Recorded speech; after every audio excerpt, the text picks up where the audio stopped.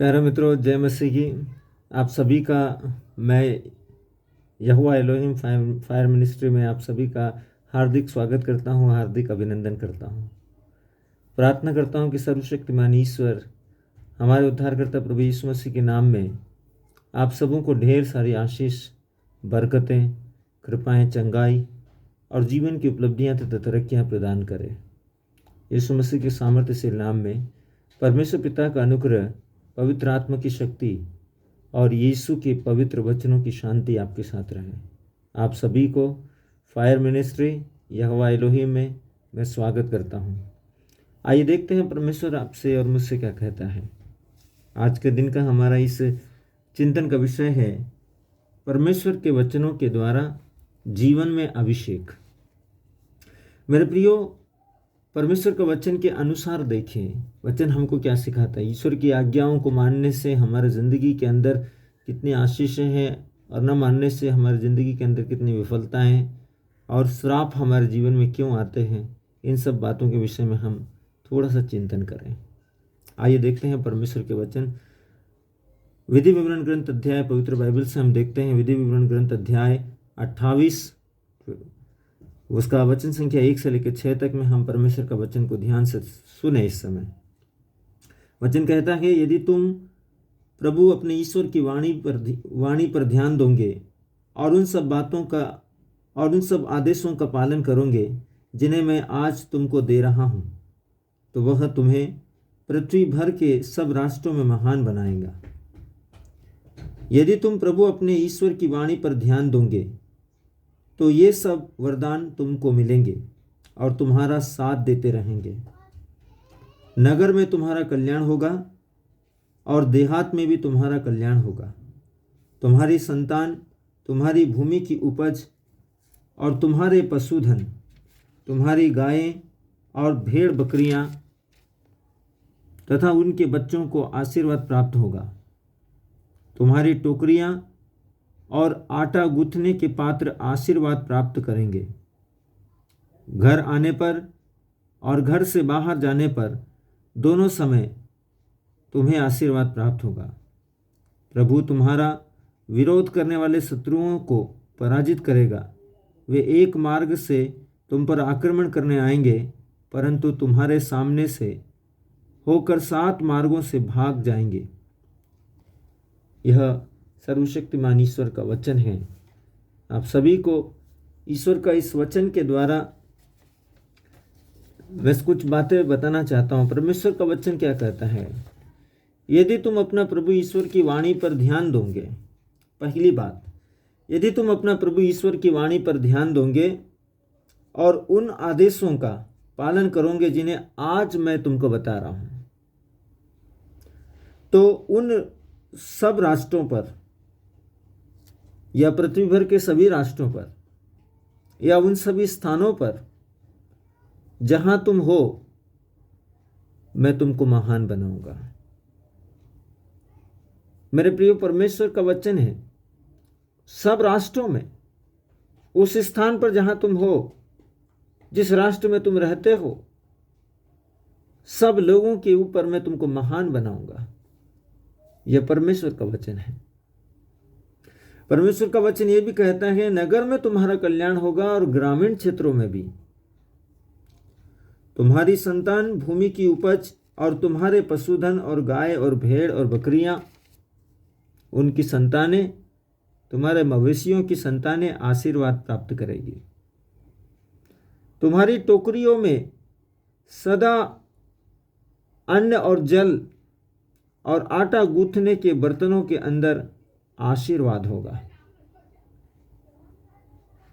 घर आने पर, घर से बाहर जाने पर तुम्हें आशीर्वाद प्राप्त होगा।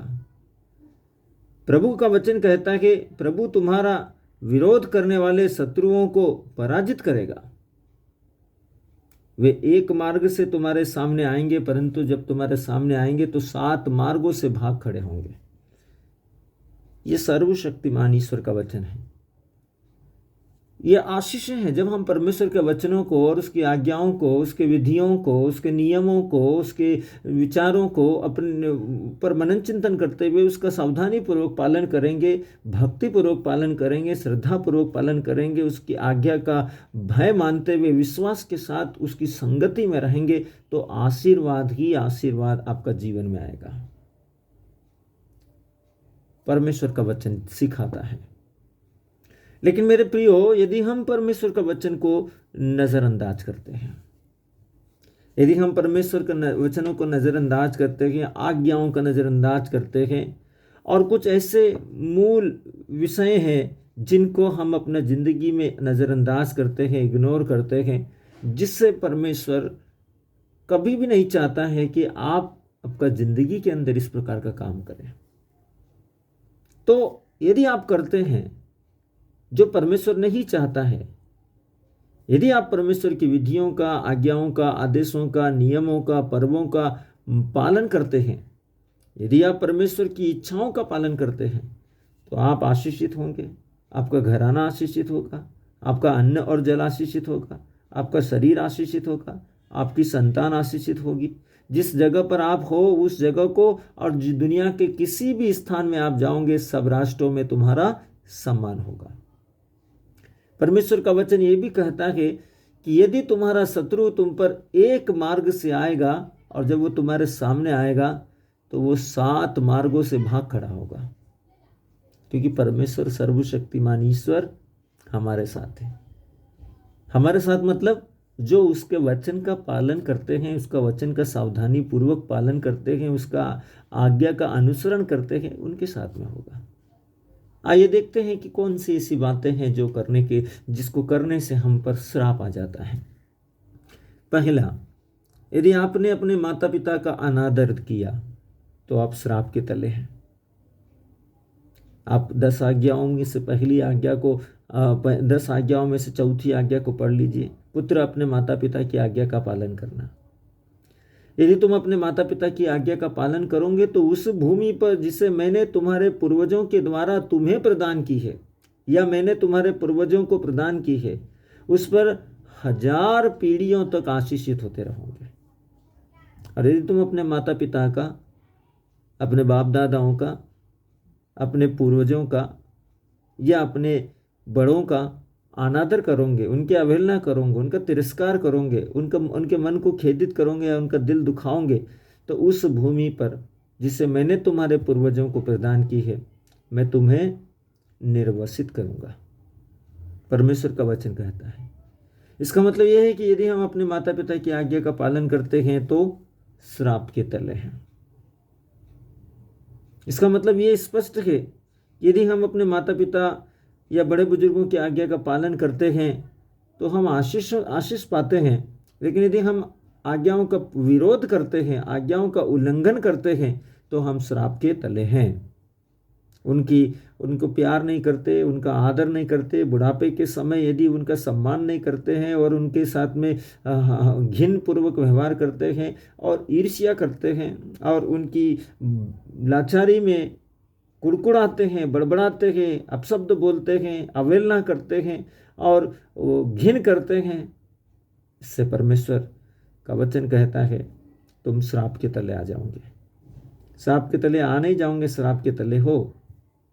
पहली बात। दूसरी बात, यदि आपने विधवाओं या अनाथों का शोषण किया, समझ लीजिए मेरे प्रियो, यदि आपने विधवाओं या अनाथों का शोषण किया, बहुत सारे लोग किसी विधवा को बेसहारा समझकर उसकी मजबूरी का फ़ायदा उठाते हैं या उसको प्रलोभन देते हैं या ज़बरदस्ती करते हैं या पीछे पड़ जाते हैं या विभिन्न प्रकार का आज जो सामाजिक भौतिक इंस्ट्रूमेंट्स है उसके द्वारा हम उनको किसी न किसी रूप से टॉर्चर करते हैं, प्रेशराइज करते हैं, मजबूर करते हैं, ज़बरदस्ती करते हैं, किसी भी रूप से प्रलोभन देते हैं या प्रलोभन में पड़ने के बीज बोते हैं।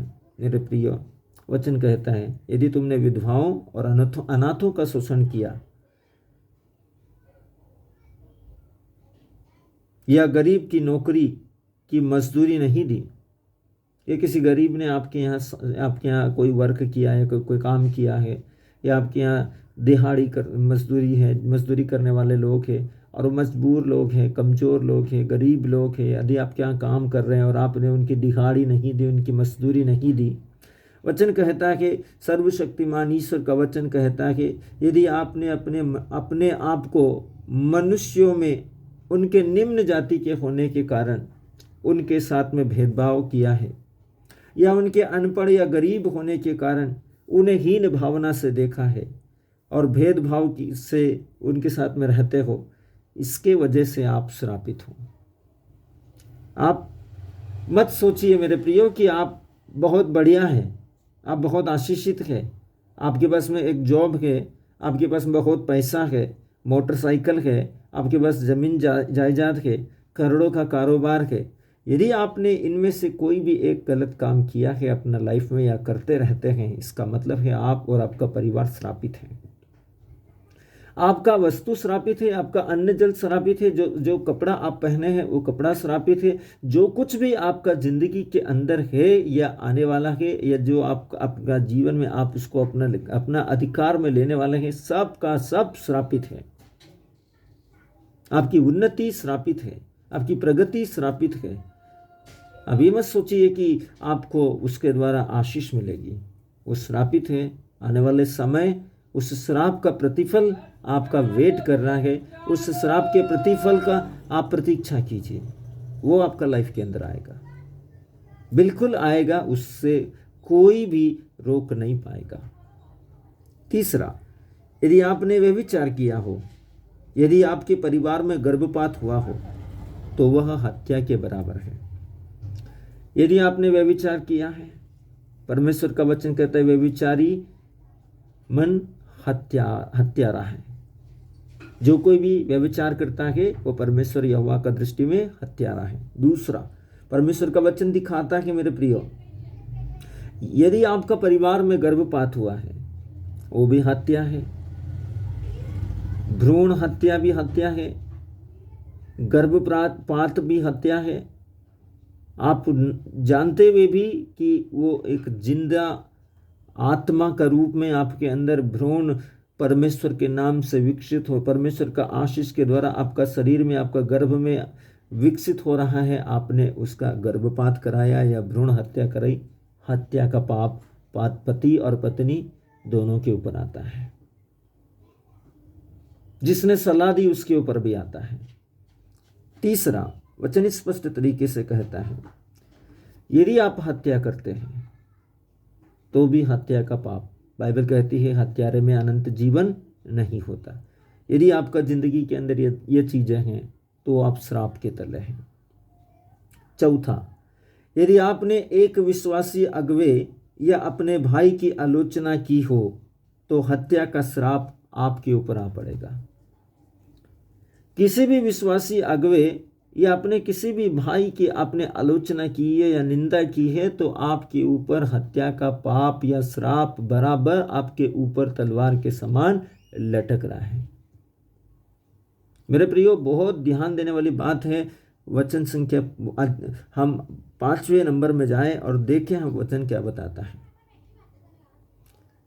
यदि आपने अपने दशवांश और भेंटों का परमेश्वर को देने से चुराया हो, आप नहीं दे रहे हो, और आप सोच रहे हैं कि कौन मेरे से हिसाब मांगेगा, कौन मेरे से पूछेगा, आप गलतफहमी में, आप बिल्कुल गलतफहमी में हैं। इस बात को ध्यान रखिए। यदि आपने दशवांश और भेंटों का परमेश्वर को देने से इनकार किया या उससे आप अपने आप को रोका या चुराया तो आप परमेश्वर के श्राप के तले हैं। इस बात को याद रखिए। आपका अन्न, आपका जल, आपका घर, आपका परिवार, आपका खेतीबाड़ी, आपका प्रोग्रेस, आपका जॉब, सब कुछ श्राप के तले है। आप बाद में मत बोलना हम तो सब कुछ करते हैं लेकिन हमको आशीष क्यों नहीं मिलती। परिवार में दुख, क्लेश, कष्ट, बीमारी, श्राप, परेशानी, विपत्तियां, बोझ, तनाव, डिप्रेशन, अंधकार की शक्तियां, लड़ाई झगड़े, तू में कलह, परेशानियां क्यों रहती है? श्राप के तले है, क्योंकि आपने अपने जीवन में परमेश्वर की भेंटों को और दशवांश को चुरा लिया है। अपनी चालाकी के द्वारा, बुद्धिमत्ता के द्वारा, अपने ज्ञान के द्वारा, अपने घमंड के द्वारा, अहंकार के द्वारा आपने चुराया है। याद रखिए, परमेश्वर का आंख आपको देख रहा है। 6वां नंबर देखिए, मेरे प्रिय वचन कहता है कि यदि आपने सत्य का ज्ञान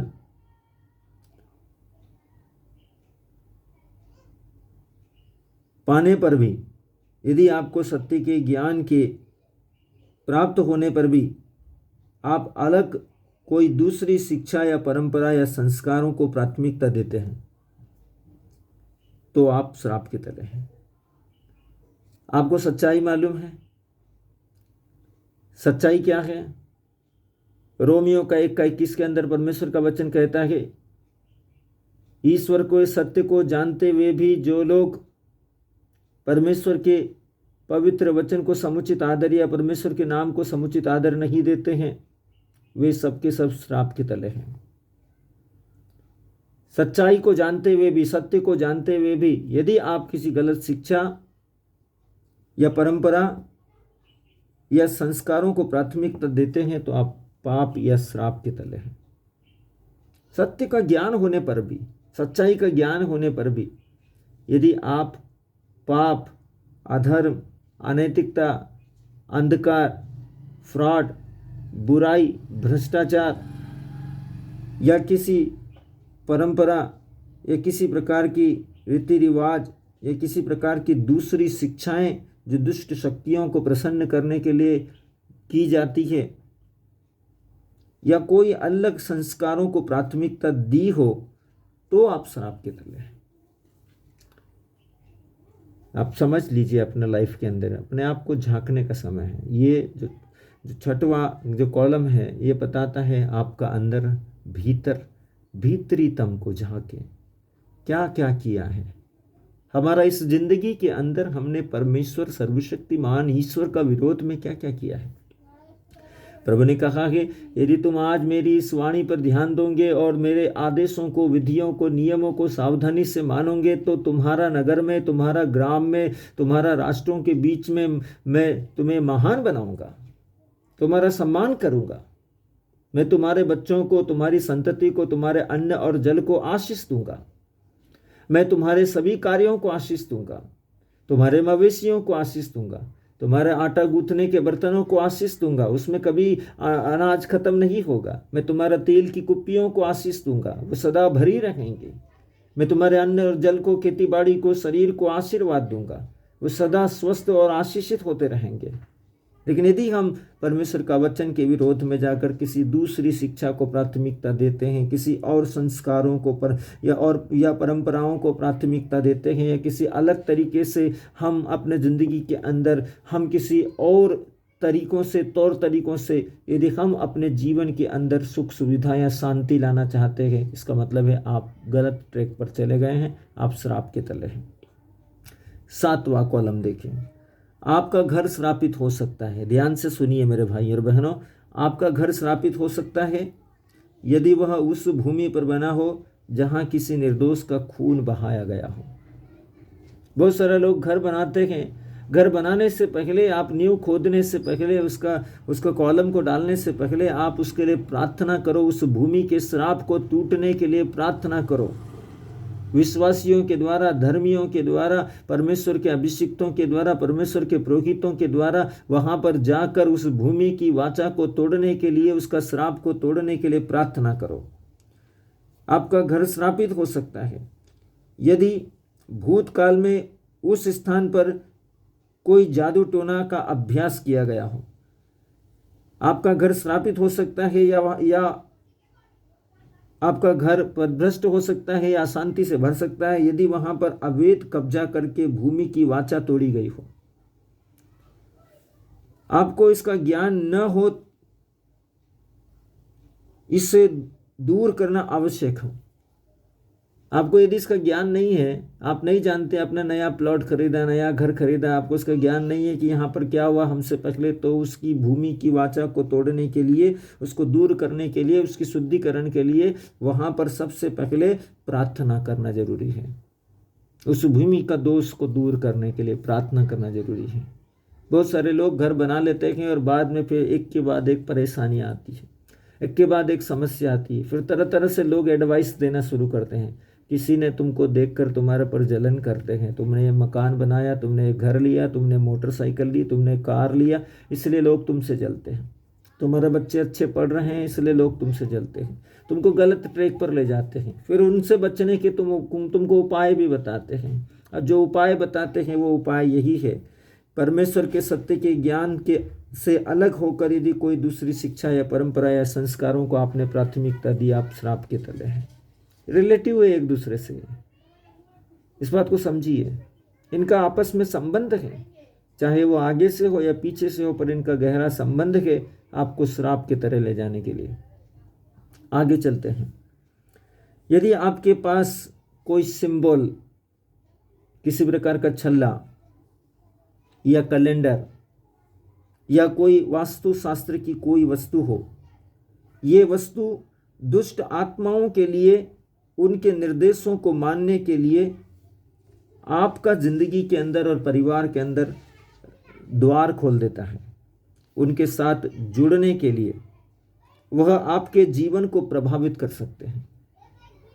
यदि आपके पास में ऐसा कुछ भी चीज़ है या आप रखते हैं या उसका आपका शौक है या आपको पसंद है ऐसा चीज़ों को रखना अपने घर के अंदर शोकेस में, या कुछ शो की वस्तुओं को या कुछ एंटीक पीसों को अपने घर के अंदर रखना आपको अच्छा लगता है, मेरे प्रियो, आप न जानते हुए भी आप श्राप के तले आ रहे हैं। और आप उन वस्तुओं में काम करने वाला डेविल स्पिरिट या अंधकार की शक्तियों को अपना ज़िंदगी के अंदर इंटरफेयर करने के लिए, ज़िंदगी के अंदर काम करने के लिए आप खुद सहमत होकर खुशी खुशी आप एक्सेप्ट कर रहे हैं उनको अपने ज़िंदगी के अंदर आकर काम करने के लिए। आप एग्री है बोलते हैं, आपने आप दिल से बोलते हैं आप, क्योंकि आपको वो पसंद है। यदि आपको पसंद है, इसका मतलब आप किसी अलग ज्ञान या दूसरी शिक्षा या परंपरा या संस्कार या किसी अलग तरीके की विशेष बातों को अपने ज़िंदगी में महत्व देते हैं या उसको स्थान देते हैं, इसका मतलब आप श्राप के तले हैं। आइए आगे चलते हैं। आगे हम देखें, यदि आपने बोलकर, अब इस बात को विशेष ध्यान दीजिए, यदि आपने बोलकर या क्रोध कर कर या स्वयं को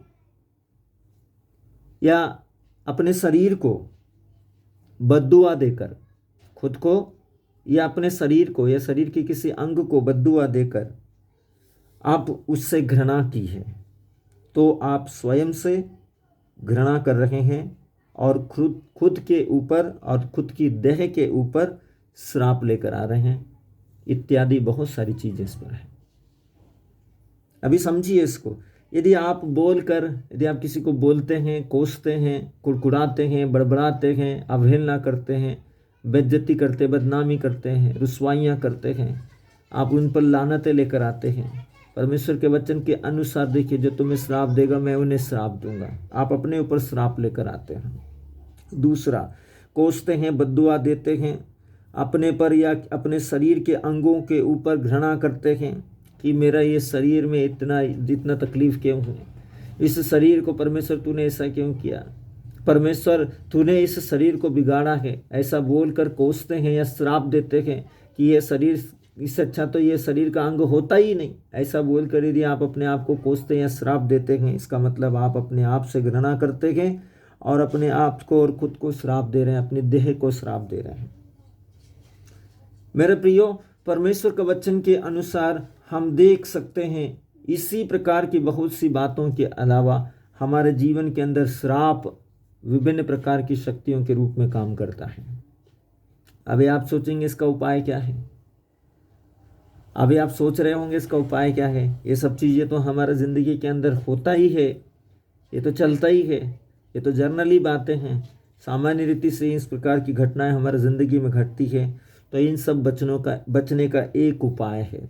उपाय यह है, इन सब को प्रभु के पवित्र नाम या वचन या लहू तथा अपनी गवाही से यीशु के पवित्र शरीर के घाव में इन सभी श्रापों और इनकी आत्माओं के प्रभाव को यीशु के लहू के वचन के द्वारा तोड़ना जरूरी है।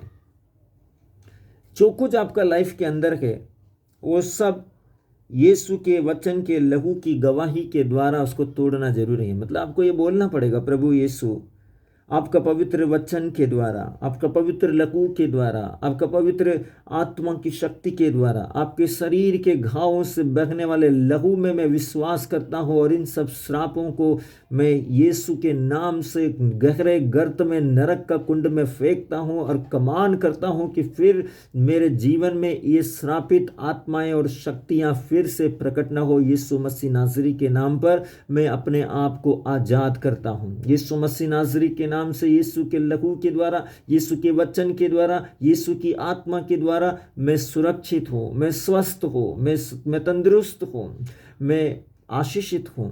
ऐसा बोलकर आप अपने और अपने परिवार को बचा सकते हैं। आप सभी को फायर मिनिस्ट्री यहोवा एलोहिम की ओर से बहुत बहुत शुभकामनाएं।